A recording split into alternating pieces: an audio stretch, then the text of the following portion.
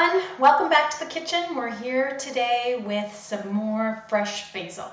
So you may have watched the preserving video already, or maybe you're saving it for later, but I harvested one of my plants and I set aside the nice tender leaves for our basil demonstration. So I want to save these nice tender soft leaves from the top, and I'm going to come in close.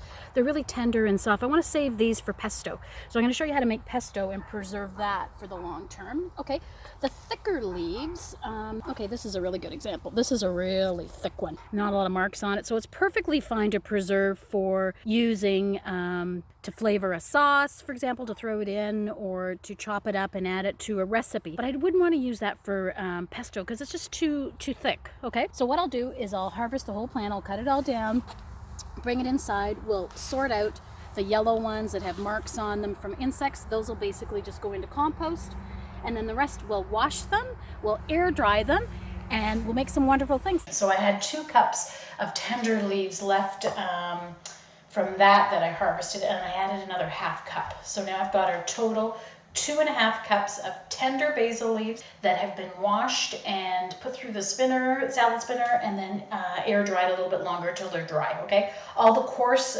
stems are off. There's only the little fine stems remaining, which are absolutely fine. Okay, so those are ready to go, and actually I can just pop those right into our food processor. So these are going to fill up my bowl pretty good. But in they go, and I do like to pack them down. I like the nice 2½ cups packed, okay? So in they go, they just barely fit in there.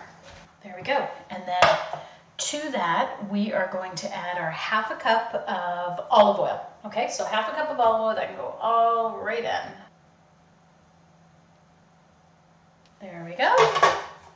Then we can add in our 3 garlic cloves, which I've just given a rough chop. So I've taken each garlic clove and I've cut it in about 3 pieces. That's really all you need to do. Just give the processor a little bit of help, because it of course is going to mince everything. These are fresh from my garden as well. They're our first garlics.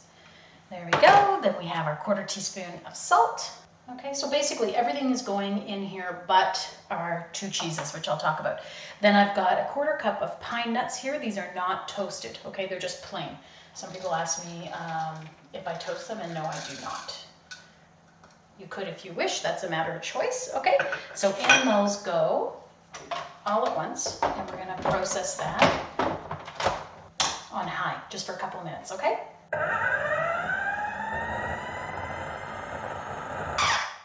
Now you're going to notice on your food processor, I don't know if you can see mine, but you can see that it's kind of more minced at the bottom, and it's still darker up here. There's even a few whole pine nuts still, so you want to push those down, get any leaves that aren't in there, and that's where you'll use your wooden spoon or your spatula. Get them all down, and then let's have it go a little bit longer.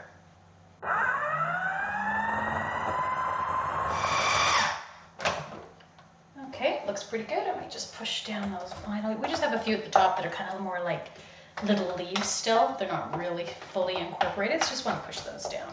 Okay, so again, everything but the cheese. And now you have a choice of 2 ways now of preserving this as per your recipe. So let me get this to go just for another couple seconds to mix in those last ones.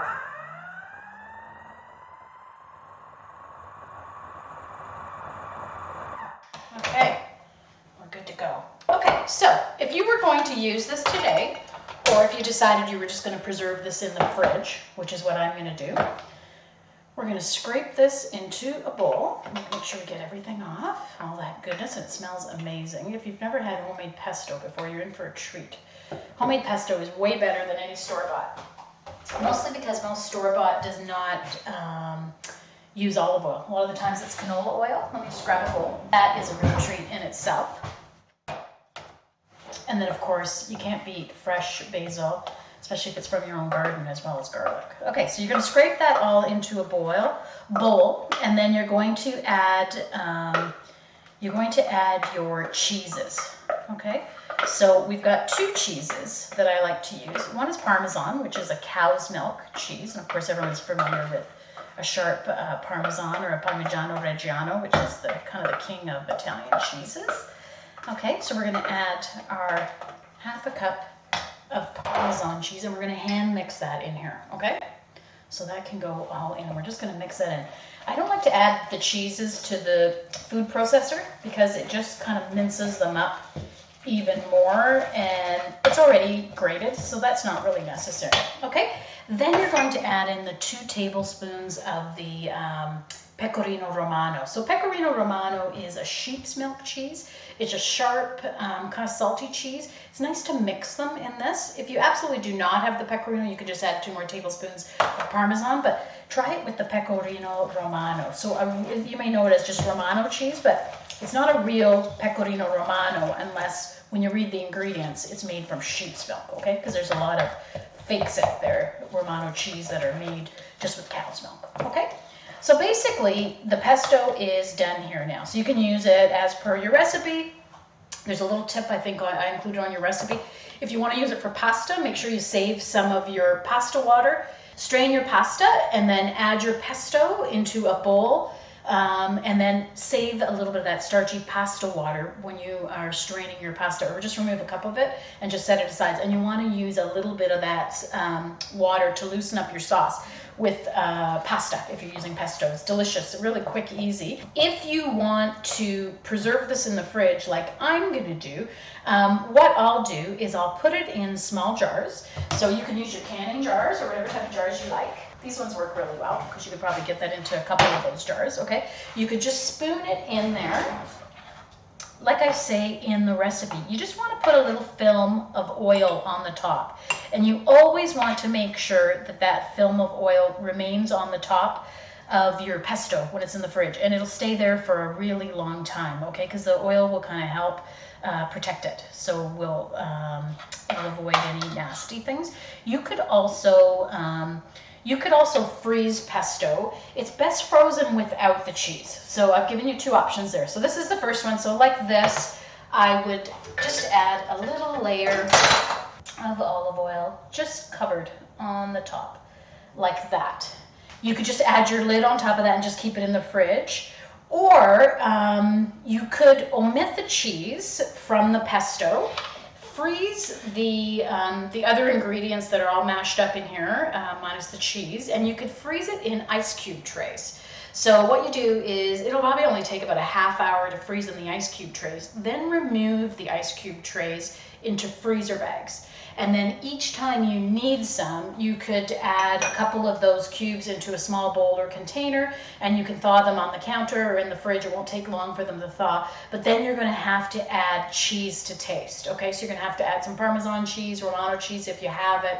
And just remember, I mean, the Parmesan cheese is about 4-to-1 ratio of Parmesan to Romano cheese. So you would just add a little bit to that and then mix it all up.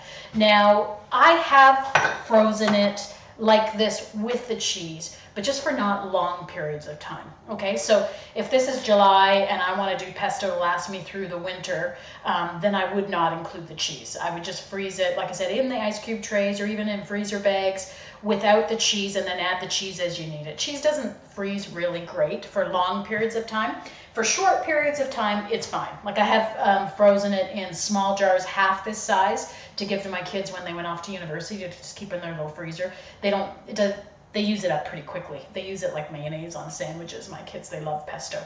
And that's probably what this will get used for. That's why I'll just keep it in the fridge for them. So I hope this has inspired you to make some fresh pesto. And if you have lots of basil kicking around either from the market or from your backyard, I hope it inspires you to tuck some away for the winter. Because I'll tell you, having pesto at the ready is amazing, because you come home and, you know, unexpected company comes, or last minute, you know, meal ideas. At a minimum, you can boil up some pasta and just throw some pesto in it, and it makes an amazing pasta dish. Okay, so there you go. I would love to see all your photos up on the site. So enjoy. Cheers.